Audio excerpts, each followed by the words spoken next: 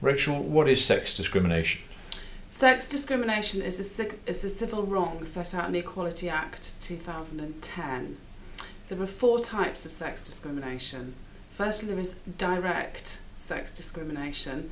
Secondly, there is indirect sex discrimination. Thirdly, there is harassment, sexual harassment. And fourthly, there is victimisation. And can you explain sexual harassment? There are 2 types of sexual harassment. One is where the employer engages in unwanted conduct of a sexual nature. The second is where it's unwanted conduct, but maybe not of a sexual nature, but is related to the sex. So an example of the former would be an employer who puts pornographic posters around the workplace. An example of the latter would be an employer using, or one of the employer's staff, using sexually offensive language to the woman.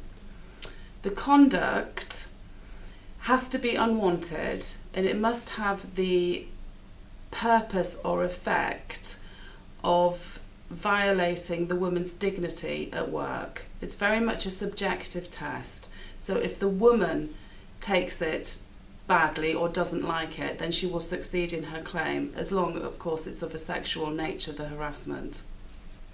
What are the remedies for sex discrimination? Well, the employee or the worker has to bring a claim in the employment tribunal.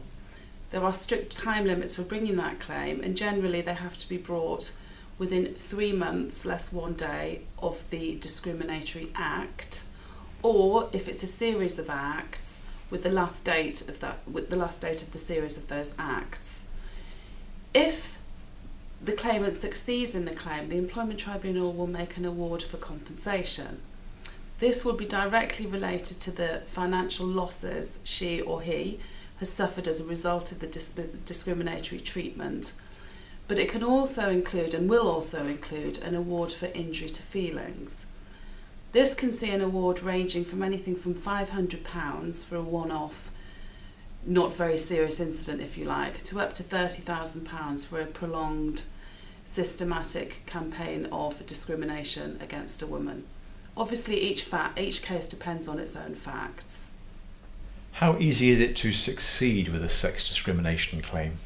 Now, obviously, every case depends on its own specific facts, and it's impossible to apply a broad brush to every claim of sex discrimination. However, it's important for a woman to remember that an employer will very rarely, if ever, admit that they have discriminated against her on the grounds of her sex.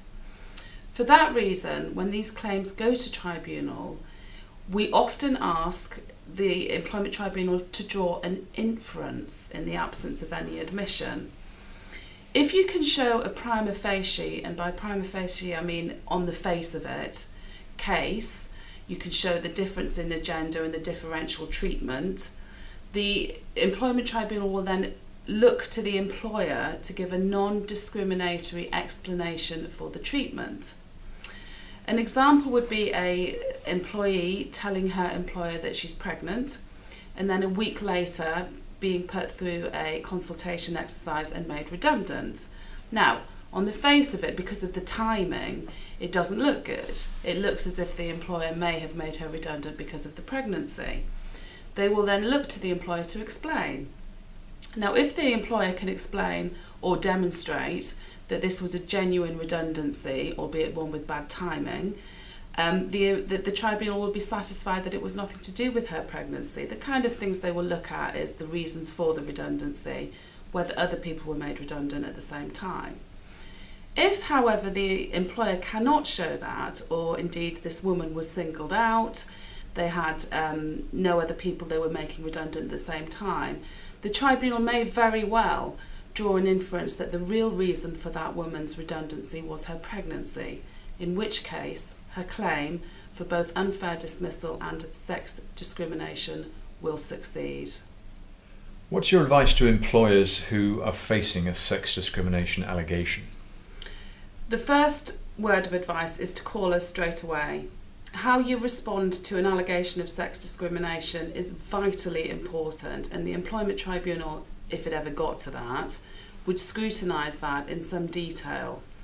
We could give you advice on how to respond and tactically what you need to do to minimise the risk and the exposure. Obviously, if it's gone too far already and the first you hear about it is a employment tribunal claim, then again, get in touch with us. We can draft a very careful response and we can guide you through the process by identifying your objectives and helping you achieve those.